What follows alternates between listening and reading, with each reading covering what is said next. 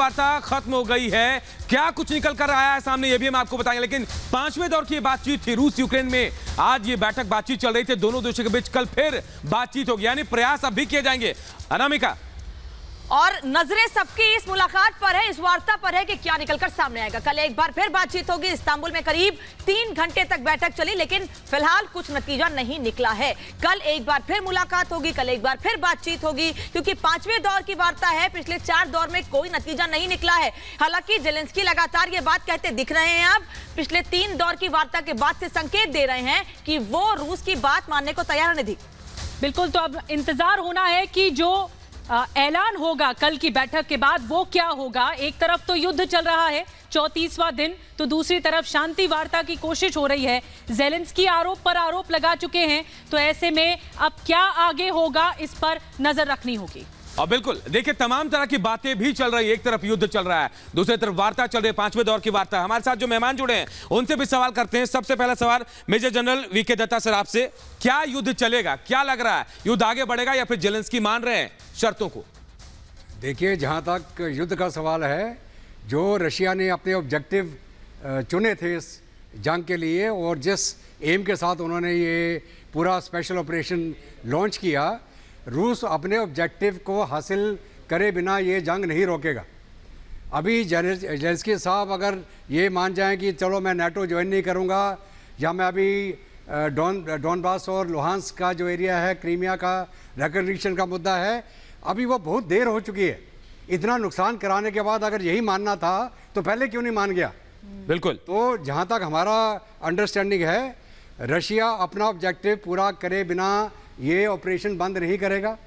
उसका जो ऑब्जेक्टिव था, liberation of the entire Donetsk Luhansk area, Crimea का रिकॉग्निशन और east of the Dnieper river तकरीबन वो अपने कब्जे में पूरा करेगा जी। और वो करे बिना वो अभी रुकेगा नहीं। शैलेंद्र सिंह साहब, एक चीज समझना चाहूंगी आपसे। बातचीत तो कई दौर की हो चुकी है, पांचवें दौर की वार्ता है, कल एक बार फिर बातचीत होनी है। मतलब क्या है, बार बार बातचीत हो रही है, नतीजा निकल नहीं रहा है कुछ? नहीं, अगर मुद्दा इतना छोटा होता तो बातचीत की जरूरत ही नहीं पड़ती, लड़ाई नहीं होती। भाई, आपकी इससे पहले की सारी डिप्लोमेसी फेल हुई है। आप यूएस की बातों में आ गए। आप देख रहे हैं कि रशिया भी थोड़ा एक अलग तरीके के मूड में आ गया कि उसने अटैक कर दिया, बड़ा अनएथिकल अटैक कर दिया। मैं कहता हूं अगर आज की बातचीत को हम ये कहें कि बहुत सक्सेसफुल है, क्योंकि पहली बार ऐसा हो रहा है कि बातचीत के अगले दिन भी बातचीत हो रही है। दैट मीन्स दोनों पार्टीज एग्री कर रही होंगी, तभी तो किसी चीज पर आप आगे बढ़ रहे हैं। और वो आगे बढ़ना दिख रहा है, क्योंकि ये पहली बार हो रहा है। 4 दिन जो पहले 4 वार्ता हो चुकी हैं कि अगले दिन भी आप बातचीत कर रहे हैं। मुझे लगता है किसी ना किसी एग्रीमेंट के पास आ रहे हैं। इस समय यूएस, नाटो फोर्सेस और सभी लोगों को एनकरेज करना चाहिए कि यस, एक मैं कहता हूं खुशी की लहर चलानी चाहिए कि हम बातचीत के नज़दीक हैं, सोल्यूशन के नज़दीक हैं। आप ये एक तरफ बातचीत की चीज़ें करते रहते हैं, दूसरी तरफ आप बोलते हैं मैंने 4 टैंक तोड़ दिए, वो बोलता है मैंने आपको सामान भेज दिया।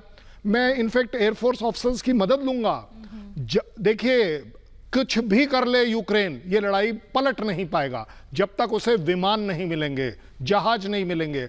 Air force is the strategic weapon जो लड़ाई का शेप बदलती है, और वो उसको नहीं दे रहा कोई। हमारे साथ group captain DK Pandey ji भी मौजूद हैं। पांडे जी, क्या लगता है, बातचीत की गुंजाइश है, सॉल्यूशन निकल सकता है, या युद्ध के 34वें दिन हम ये बात कर रहे हैं कि बातचीत से सॉल्यूशन निकल सकता है? क्योंकि पुतिन तो नहीं रुक रहे हैं, उन्होंने ठान ली है कि हवाई हमले करके अब पूरी तरह यूक्रेन पर कब्जा कर लें। देखिए, आप सही कह रहे हैं, लेकिन दूसरे दिन वार्ता का आगे बढ़ना ये क्लियर कट इंडिकेशन है कि आशा के दीपक हमें जलाने चाहिए, और शायद कुछ पॉजिटिव रिजल्ट आए। और जिस प्रकार से जेलेंस्की के रिपोर्ट्स अभी पिछले 2 दिनों में आ रही थी कि वो थोड़ा सा हतोत्साहित हो रहे हैं, क्योंकि नाटो और यूरोपियन कंट्री से उनको कोई सहारा नहीं मिला। जो वादे किए गए थे कि उनको जो साजो सामान मिलेगा, जहाज मिलेंगे, फौज उनका हेल्प करेगी, नो फ्लाई जोन भी हो सकता था, लेकिन जब ऐसा कुछ नहीं हुआ तो वो देख रहे हैं कि कोई भी उनके साथ नहीं है, वो अकेले पड़े हैं और एक महाशक्ति के सामने कितनी देर टिक पाएंगे। और जिस प्रकार से वहाँ जानो माल के नुकसान हो रहा है, क्या उसको वो उनको नेगलेक्ट करेंगे? इग्नोर करना ठीक नहीं होगा। तो बेहतर है कि वो पॉजिटिव रिजल्ट की तरफ बढ़ाएं, और उम्मीद की जानी चाहिए कि कल कुछ पॉजिटिव रिजल्ट आएंगे और जो शांति की तरफ कदम बढ़ाए जाएंगे। बिल्कुल, मैं एक बड़ी खबर का रुख कर लेता हूं। इस वक्त एक बड़ी खबर आ रही, देखिए बड़ी खबर, रूसी ड्रोन ने यूक्रेनी सेना पर हमला बोला है। ये बड़ी खबर आपको बता रहा है, लगातार देखिए रूस हमलावर है और ये खबर आ रही कि रूसी ड्रोन ने यूक्रेनी सेना पर हमला बोला। यूक्रेनी तोपों को और टैंकों को निशाना बनाया गया। हमले में सेना को नुकसान पहुंचा, भारी नुकसान की खबर भी आ रही। लगातार हम आपको बता रहे कि कैसे रूस जो है यूक्रेन को नुकसान पहुंचाने की कोशिश कर रहा है और हम आपको बता रहे कि कैसे रूसी ड्रोन ने यूक्रेनी सेना पर हमला बोला। ड्रोन का इस्तेमाल भी इस युद्ध में, महायुद्ध में काफी हो रहा है और उसी ड्रोन ने देखिए कैसे तबाह किए यूक्रेनी तोपों और टैंकों पर बमबारी की है। तो एक तरफ लगातार दावे और तस्वीरें, वहीं दूसरी ओर यूएवी से बमबारी की तस्वीरें भी सामने आ रही है। तस्वीर आपको दिखा रहे हैं ड्रोन से हमले की। दरअसल ड्रोन से हमला करना आसान इसलिए और हो जाता है क्योंकि निशाना लगाकर आसानी से हमला किया जा सकता है और सबसे ज्यादा इस्तेमाल रूसी सेना ने अब तक ड्रोन का किया है। और उसके बाद से लगातार यूक्रेन भी ये दावे कर रहा है कि हम भी ड्रोन हमले कर रहे हैं और इन ड्रोन हमलों के बीच यूक्रेन का दावा ये कि रूस को बहुत ज्यादा नुकसान हुआ है। लेकिन अभी जो तस्वीर आपको दिखा रहे हैं वो रूस ने हमला किया है ड्रोन से। बिल्कुल, एस बहल साहब बहुत अच्छी तरह मुझे लगता है समझा पाएंगे। बहल साहब आप बताएं कि अब ये जो ड्रोन से वॉर शुरू हो गया है कि ड्रोन पे ड्रोन से हमला किया जा रहा है, उससे बमबारी की जा रही है, ये खतरनाक है काफी? देखिए, अगर आप 1991 गल्फ वॉर को देखें तो 42 दिन तक सिर्फ एयर वॉर चला था, एयर और मिसाइल वॉर, और ग्राउंड वॉर तो कुछ 2 या 3 दिन का भी नहीं था। और उसी तरीके से आज की जो स्ट्रैटेजी है पूरे देशों की जो युद्ध पे जाते हैं कि सबसे पहले एयर सिक्योरिटी लें।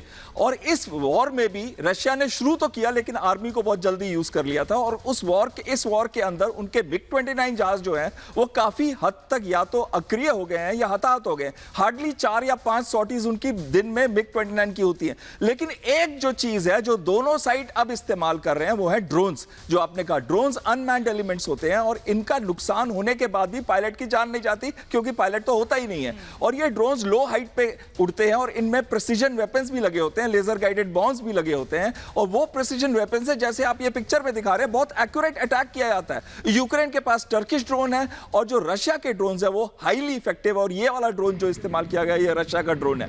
ड्रोन एक बहुत ही अच्छा मीडियम और आगे हम जब लड़ाई चलेगी फ्यूचर में तो आप देखेंगे धीरे धीरे मैन्ड एयरक्राफ्ट कम होते जाएंगे, मैन्ड अनमैन्ड बढ़ेंगे, पर एंड में आके ड्रोन्स की ही लड़ाई होगी। ये टारगेट होता है ड्रोन्स का भी जी, सेट टारगेट होता है ड्रोन्स का। देखिए, ड्रोन्स की एक रेंज लिमिटेड होती है कि जहां से वो ऑपरेट करते हैं, रेडियो रेंज के लिमिट उसमें आती है। लेकिन ड्रोन्स जहां रेंज के अंदर जब ऑपरेट करते हैं वहां पे उनकी इफेक्टिवनेस बहुत हाई है क्योंकि उसके अंदर वो कैमरे लगे होते हैं जिनसे रेजोल्यूशन के साथ टारगेट को आइडेंटिफाई किया जा सकता है और वो प्रिसीजन वेपन्स हैं जिनसे उसके ऊपर अटैक किया जा सकता है। जिसका मतलब है कि बहुत ही घातक इस्तेमाल किया जाता है ड्रोन्स का। और यही हमने आर्मीनिया और के साथ रोकना चाहूंगा। एक बड़ी खबर इस वक्त आ रही है, बड़ी खबर का रुख करते हैं खार्किव से। बड़ी खबर जहां हवाई हमले का अलर्ट जारी किया गया है। शहर में लगातार सायरन बज रहे हैं, लोगों के बंकरों में लोगों को छिपने की सलाह भी दी जा रही है। बिल्कुल, बड़ी खबर खार्किव से आपको बता रहे हैं, हवाई हमले का अलर्ट जारी हुआ है और हवाई हमले का अलर्ट एक बार फिर से आप सुन सकते हैं।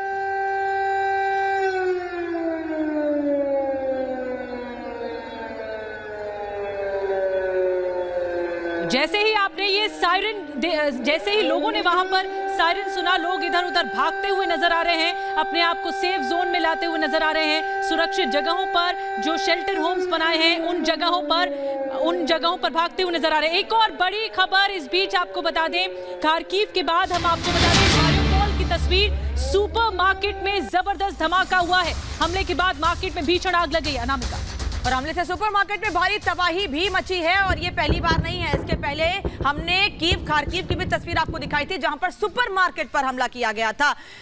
लगातार आपको बता रहे हैं सुपरमार्केट कुछ समय के लिए खुलती हैं, लोग यहां पर जरूरत का सामान लेने के लिए जाते हैं, लेकिन रशिया ये आरोप लगा रहा है कि इन जगहों पर गोला बारूद छिपा कर रखे गए हैं और इसीलिए इन जगहों को निशाना बनाया जा रहा है। लेकिन ऐसे में आम लोगों को भी नुकसान होता है। ये तस्वीर आपको दिखा रहे हैं मारियोपोल की जहां सुपरमार्केट में धमाका हुआ है। इसके पहले हमने खार्किव और कीव की भी तस्वीर आपको दिखाई है और इस सुपरमार्केट में धमाके के बीच काफी तबाही मची है और यहां पर खड़ी गाड़ियां, यहां जो इमारत थी जिसमें सुपरमार्केट थी, उस पूरी बिल्डिंग को भी काफी नुकसान पहुंचा है।